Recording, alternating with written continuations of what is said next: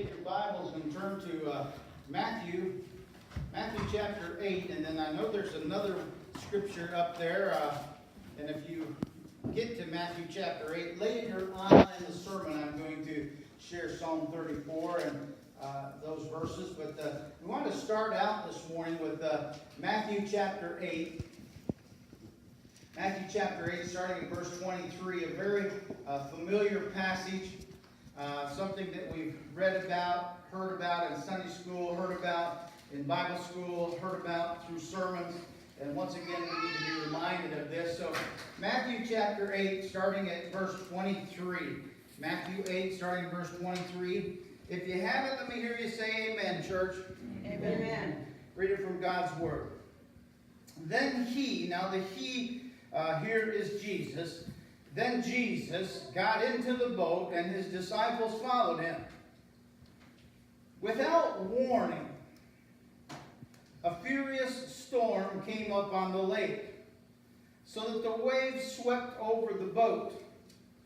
But Jesus was sleeping. The disciples went and woke him, saying, "Lord, save us! We're going to drown!" He replied, "You of little faith, why are you so afraid?" Then he got up, rebuked the winds and the waves, and it was completely calm. The men were amazed and asked, "What kind of man is this? Even the winds and the waves obey him." Father, we thank you for the reading of this passage today. We're thankful for each one that has come. Today, Lord, as we look into your word, we ask for understanding from your living word, given to us by your Holy Spirit, speaking in our hearts and minds. I pray that every individual here today will hear from you, not a message from a preacher, but a message from you, God, directly into them. That I pray that I be hid behind the cross of Calvary, and that I not be seen or heard, but that you will be heard through me. Use me as a vessel and an instrument today, and we'll be careful to give you all the praise in Jesus' name. Amen. I once heard a story about a young boy that asked his father to explain the difference between irritation, aggravation, and frustration. Well, his dad thought about it for a little bit, and said, well, I'll use like a kind of a little illustration here. And so Dad walked over and he picked up the phone and he just punched in any numbers that came, and he just dialed up a number at random. Someone answered and he asked, he says, "Can I speak to Alf, please?"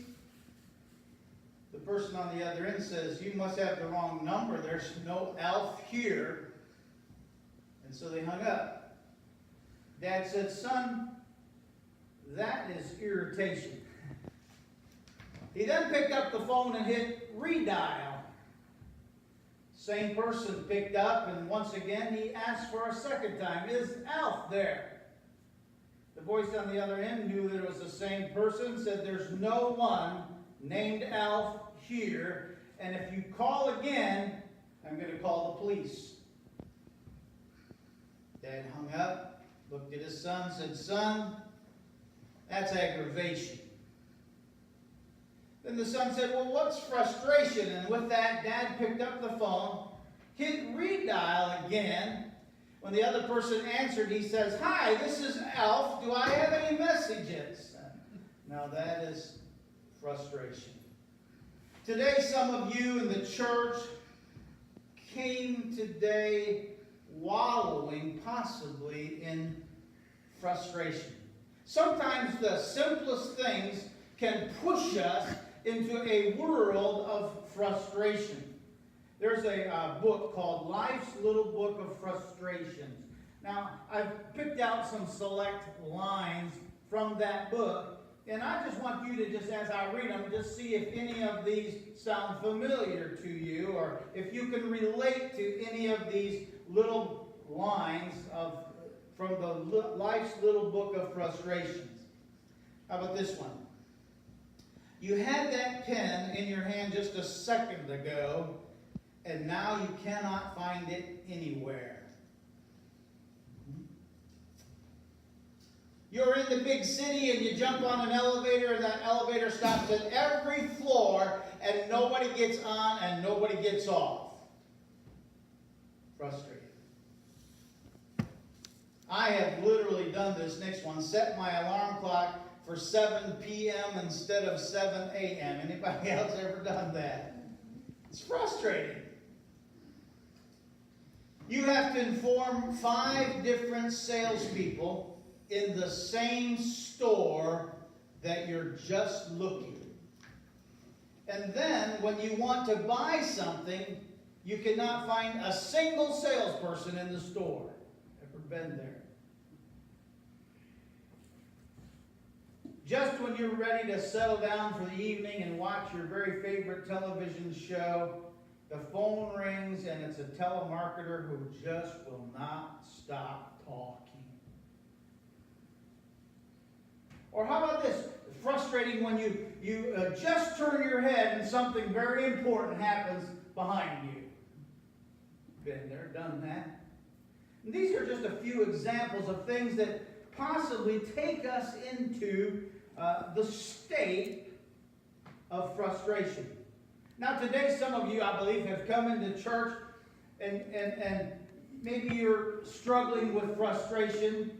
Some of you have maybe gone past frustration and you're right now sitting parked at Stress Avenue in your life. You've had a bad week.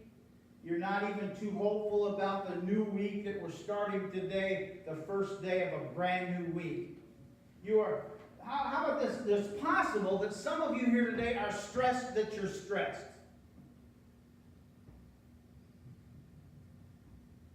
Have you ever heard the story of Alexander and the horrible, terrible, not good, very bad day? Anybody ever heard that? Well, let me just tell it to you. Alexander was a boy, about 7 or 8 years old, and he had one of those days when everything went wrong. Disasters, one right after another. Nothing went right. It was a horrible, terrible, not good, very bad day.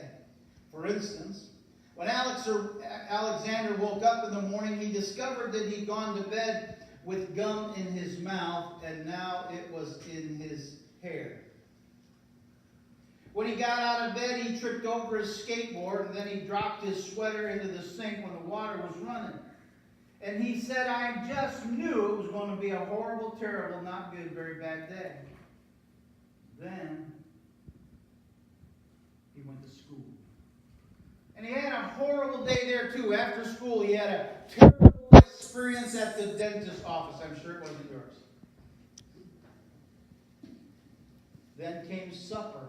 And he said, we had cauliflower for supper. I hate cauliflower. And on TV, all I saw was hugging and kissing, and I hate hugging and kissing. Then my bath water was too hot. I got soap in my eyes. I lost my marble down the drain. When I went to bed, Nick took back the pillow he said I could have. And the Mickey Mouse nightlight burned out. And I bit my tongue. And even though then the cat decided to sleep with Nick and not with me. All in all, he says, it was a horrible, terrible, not good, very bad day. I want you not to answer this, but think about that. Have you ever felt that way? I'm sure that some of you have. And I'm sure that it's probably possible that some of you might feel that way right now. And so I have come today to give you good news this morning. And here it is. Whatever it has that has you frustrated or stressed this morning has not knocked God off his throne. Anybody thankful for that today? Amen. I love today's story from the Gospels. It was typically, it so typically shows the way that we respond to situations, the way that we respond to circumstances in our lives, and how God sees them.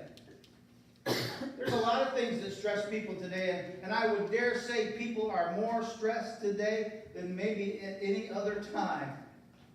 But the good news today is that despite the stress factors that we face in our lives, God has a plan to help us face those frustrating and stressful times. And here's what? He offers us peace. God offers us peace that passes all understanding. That means that God's saying, hey, I know you're frustrated. Let me give you some peace that might not make sense to you, might not make sense to any of your family or anyone around you, but that's what God does. Let's look again at our story. Verse 23. Jesus got into the boat and his disciples followed him. Let me stop right there because notice Jesus was in the boat with the disciples. Now I just want to encourage you all this morning. When Jesus is in your boat, when Jesus is with you, it doesn't matter what comes your way. When Jesus is in your life, it doesn't matter what comes your way. The storm comes, which is nothing unusual. In fact, for the disciples, these guys were fishermen. This shouldn't have been anything unusual to them at all. Yet this storm really has them worried. You see, we have a way of making the storms we face in life sometimes seem worse than they really are. In fact, the present storms that we go through always seems worse than the last one. Now, I don't know how that works, but it always seems like what we're going through now is worse than what we've ever been through. It just seems like it's the worst. Have you ever met that type of person whose problems are always bigger than yours? The problems are always badder than yours. Their problems are always worse than yours. And anything that you've ever heard before, theirs is worse. And so a storm comes their way and that they think that they are the only one in the world with a problem. Now let me just take a quick poll here, okay? Nudge your neighbor, make sure they're awake, because I want everybody to participate. But can I see the hands of everybody in the house today that has ever had a problem? Some of you just had a problem raising your hand, didn't you? We all have problems. But what I want you to see is for the disciples, their problem in this lake during a storm. There's no better place for them at the moment for where they are.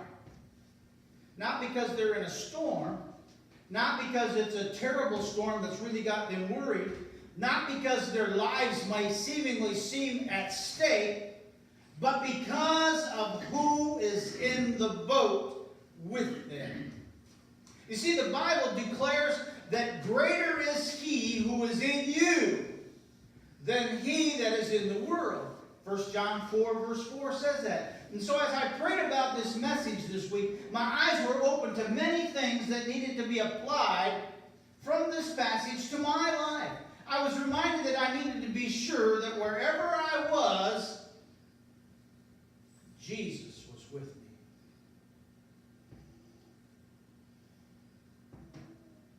Notice this, my friends. Although Jesus was in their boat with them, they were not exempt from storms. Boy, don't you think we could pack this little church right out if we could guarantee that everybody that come here and come to Jesus Christ would never have a problem again? Boy, we would have to sell tickets to come to our church because there just wasn't that many seats available. But that's not what it is. Just because Jesus was with them in the boat didn't mean that the disciples didn't have to face problems. Now I want us to look at this other passage, Psalm 34, verses 17 through 19. If you're a Bible marker, this one ought to be marked in your Bible. Psalm 34, what a great promise from God for all of us today. Psalm 34, verses 17 through 19. Look at what it says. The righteous cry out, and the Lord hears them. He delivers them from, somebody help me with that next three-letter word. He delivers them from, I'm sorry, what was it? All. He delivers them from all their troubles. The Lord is close to the brokenhearted and saves those who are crushed in spirit. A righteous man may have many troubles. We just took a poll. It's the truth. But the Lord delivers him from them. There's that three little word again. What is it? That the Lord delivers him from them all. Used to sing a song. I'll have to pull it back, honey. Maybe we'll try to sing it tonight. I don't think we will, but maybe it ought to be. The song is, "Fear not, my child, for I know how to care for what belongs to me." I'm thankful that our Father knows how to take care of his children. Let me ask you this morning. Back in Matthew chapter 8, did you think Jesus knew that storm was going to come? Absolutely he did. The answer is, of course he did. Then my question is, then why did Jesus allow them to go through that storm even though he was right there in the boat with them? To answer that, let's look at the response of Jesus when they wake him up. Verse 26. Jesus said, "You of little faith, why are you so afraid?" He got up, rebuked the winds and the waves, and it was completely calm. Why are you afraid? You have so little faith. How many of you know that our faith as children of the Lord has to be stretched? Our faith needs to be stretched. Jesus is trying to instruct them and teach them to stretch their faith.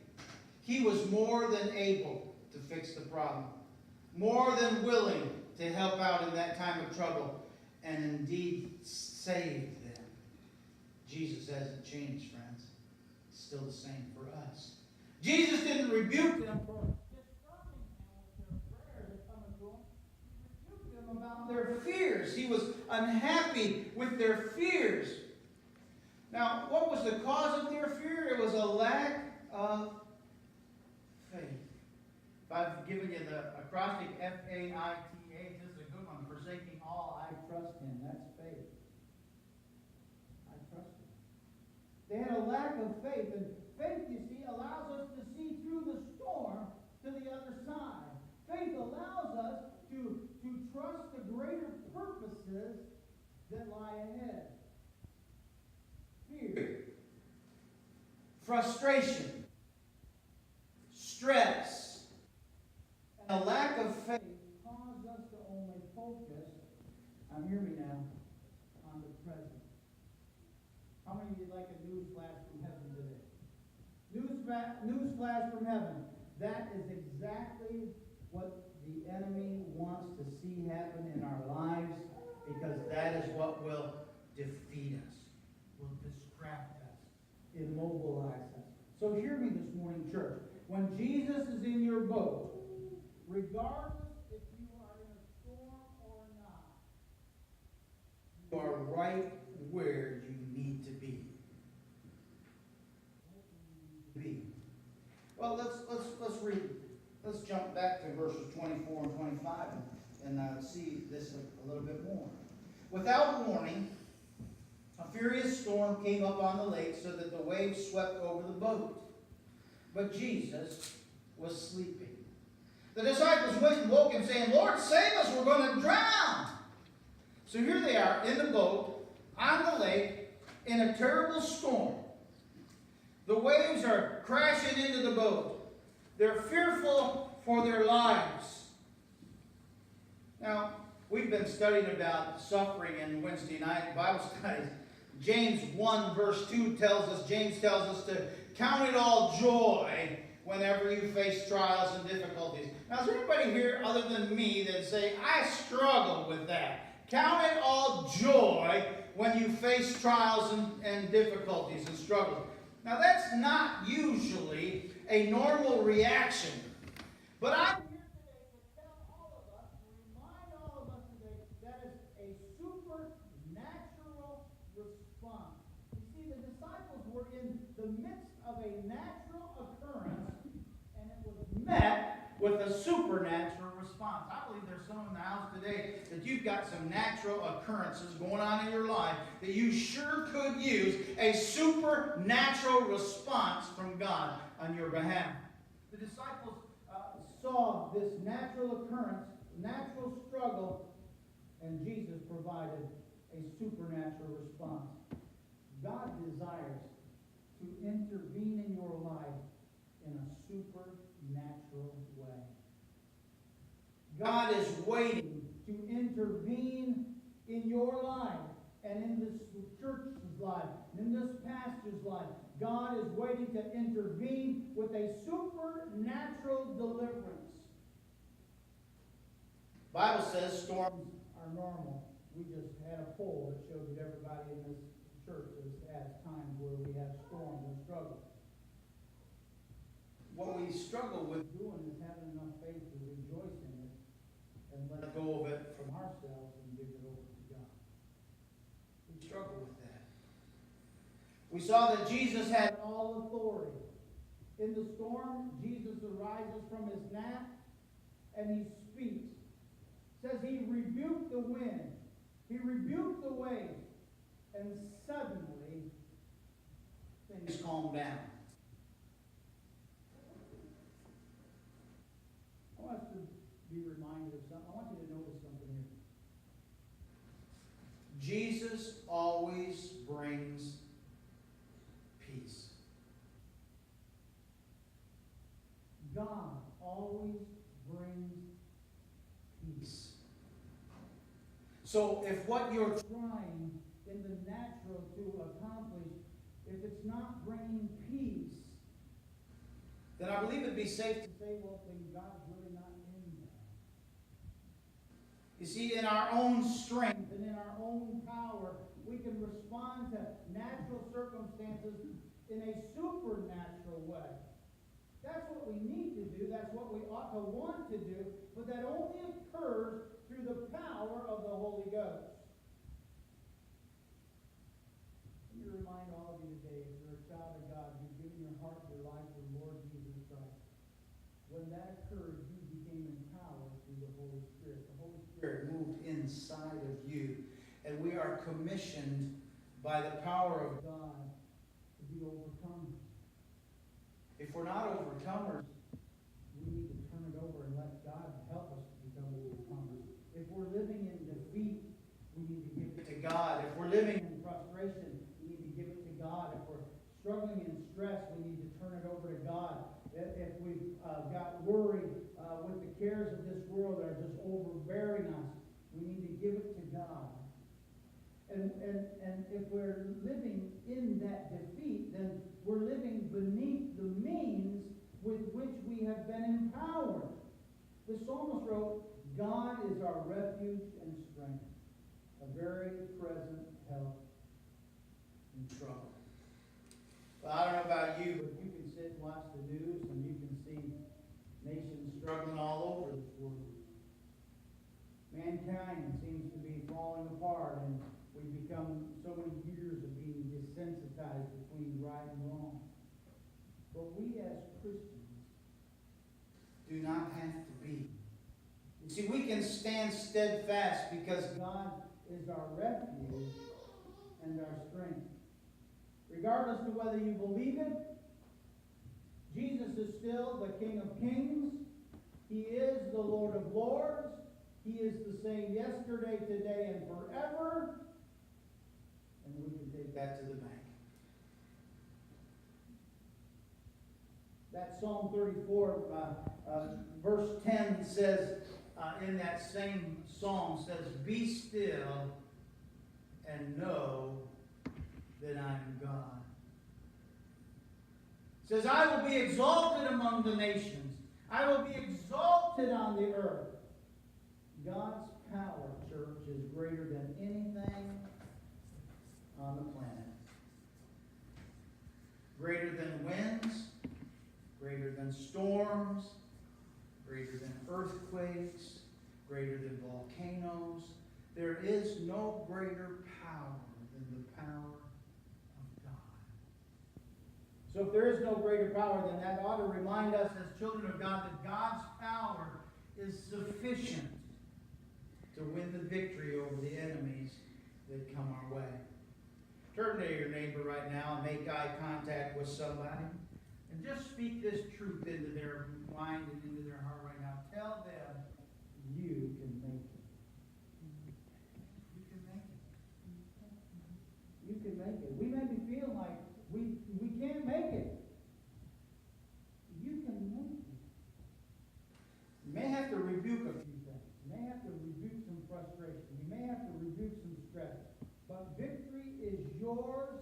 says the Lord, through His mighty power, and not yours and not mine. Through His mighty power. I want to pray with you this morning, and I want to do this. If you're here this morning and you don't know the Lord Jesus Christ, and you've not given Him your life, you've not asked Him to come in and to wash you clean and forgive you of your sins and help you to be all that He wants you to be, I want to give you an opportunity to do that. So let me pray. I want to give an invitation this morning.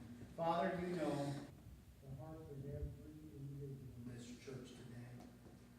You know that one that is struggling in frustration and fear, and they're trying to go on it all on their own. You know the one that's here possibly, Lord, that's never given their heart and their life to you. They've never asked Jesus to come into their heart and into their life, to wash them clean and to help them be all that you want them to be. So, Lord, first off, we want to give an invitation if there's anybody here that needs to be saved. Anybody here that needs to give their heart and their life over to the Lord Jesus Christ. The invitation is given now, church. So just be quiet for a few moments. But if that's your heart, you should not care one bit about anybody else in the room. If that's what you need to do today between you and God, then this is your opportunity. This is your invitation to receive the Lord Jesus Christ. So if that's your heart today, I'm going to invite you right now to get out of that pew, walk the aisle, and come. Not that I can save you, but I can introduce you to the one who can. So if there's anybody here this morning that needs to be saved,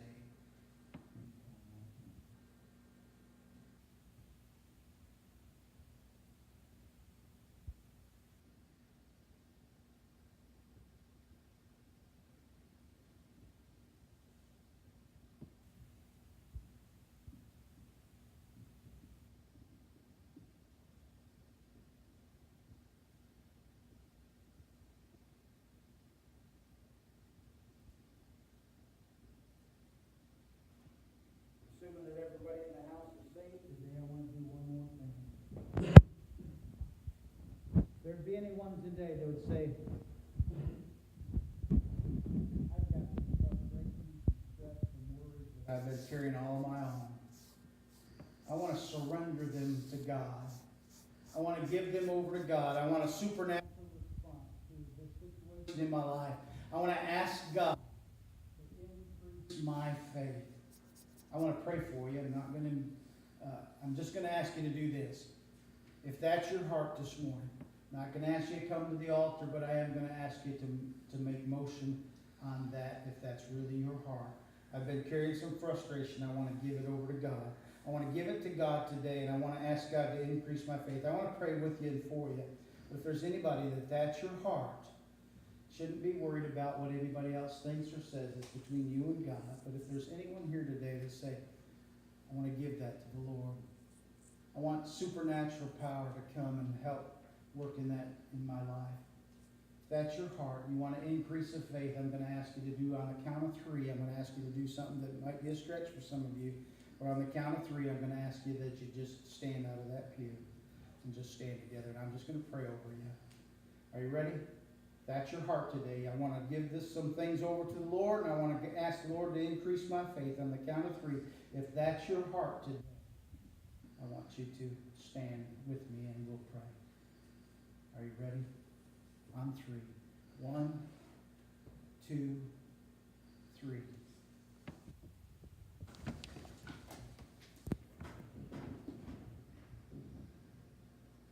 Just going to pray. Father, you know our hearts. You know the frustrations.